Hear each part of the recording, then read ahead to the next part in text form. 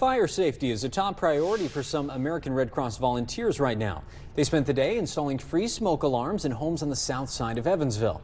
Our Leslie Chapman followed one man who's making fire safety his mission. Leslie? Well, Rob, this is 82-year-old Jerry Kuykendall, and he's a retired teacher who volunteered with the American Red Cross for decades. But get this, over the last 10 years, he's installed 970 free smoke alarms.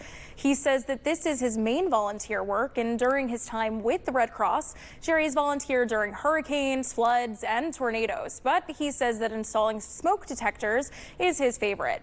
Jerry tells me that he personally knows of 2 families that are alive because of the smoke alarms that he and another volunteer installed a few years ago.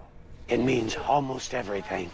My father's favorite thing to say to me was, make yourself useful. And so that's still inside me, what Harry said all those years ago. And a couple of tips that Jerry shared. Smoke alarms should be replaced every 10 years. If you don't know how old your alarms are, you can check the manufacturing date on the bottom. You should also check those batteries twice a year.